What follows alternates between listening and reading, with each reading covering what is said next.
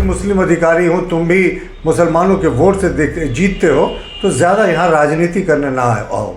ये तो हम नहीं मानते कि अफसरों की कोई जाति होती है, कोई धर्म होता है, लेकिन इस सरकार ने तो सिद्ध कर दिया कि हाँ साहब, अफसरों का धर्म होता है। तभी वो IAS अधिकारी डंके की चोट पर कहता रहा मैं मुस्लिम अधिकारी हूँ, सरकार ने कोई कार्रवाई नहीं की। एक सीनियर IPS अधिकारी जो राजधानी में पोस्टेड है, उन पर दबाव डाला जा रहा है कि ईडी के अफसरों को तुरंत SC ST और अन्य फर्जी केसों में फंसाया जाए। ये बेहद चिंतनीय है और हम तो ब्यूरोक्रेट से भी अपील करना चाहेंगे कि आप जब IAS और IPS बन रहे थे तो आपने संविधान और कानून की रक्षा की शपथ ली थी।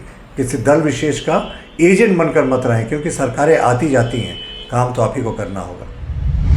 देखिए, सबसे पहली बात तो ईडी के अफसरों को टारगेट करने की जो साजिश झारखंड में चल रही है, ये देश के किसी दूसरे राज्य में नहीं हुआ। यहाँ 70,000 करोड़ का इन्वेस्टिगेशन कर रही है घोटालों का ईडी, एक मोटे अनुमान के अनुसार, और उनको इन्होंने हद कर दी। सत्ता के शीर्ष पर कभी रहे दलालों ने जेल के भीतर से ईडी के अफसरों को नक्सलियों के द्वारा, जो ऑर्गेनाइज क्रिमिनल ग्रुप्स है उनके द्वारा, और यहाँ तक कि हनी ट्रैप में फंसाने की साजिश की है, ऐसी सूचनाएं आ रही हैं।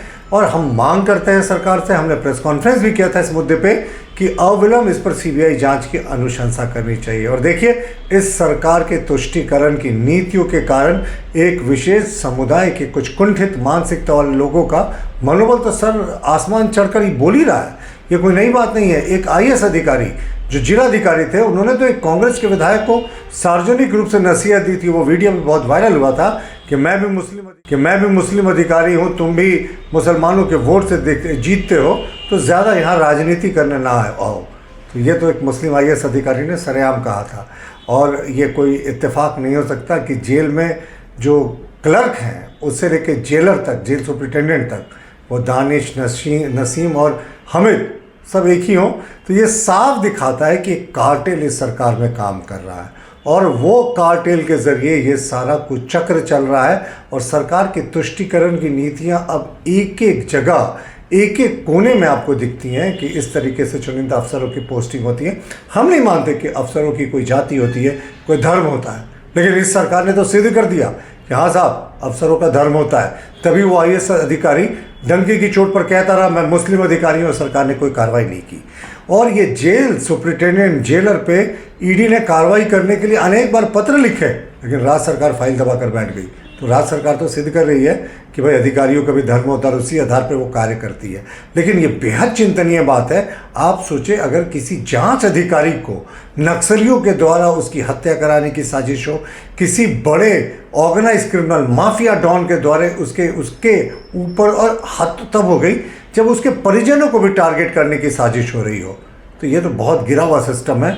और हनी ट्रैप की खबरें आ रही हैं कि एक महिला को उन्होंने ये ट्रैप किया है कि वो इन अधिकारियों को ज़बरदस्ती फर्जी आरोप लगाकर फंसाएंगी। और अब तो ये भी आरोप लगाया है हमारे प्रदेश अध्यक्ष, पूर्व मुख्यमंत्री जी ने, कि एक सीनियर IPS अधिकारी जो राजधानी में पोस्टेड है, उन पर दबाव डाला जा रहा है कि ईडी के अफसरों को तुरंत SC ST और अन्य फर्जी केसों में फंसाया जाए। ये बेहद चिंतनीय है। और दूध का दूध और पानी का पानी होने के लिए तो सिर्फ और सिर्फ CBI जांच ही हो सकती है, क्योंकि ये राज्य की पुलिस, इस पर हमें भरोसा नहीं रहा।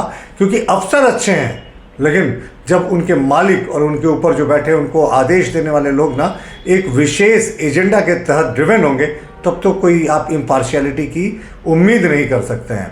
और हम तो ब्यूरोक्रेट से भी अपील करना चाहेंगे कि आप जब IAS और IPS बन रहे थे तो आपने संविधान और कानून की रक्षा की शपथ ली थी।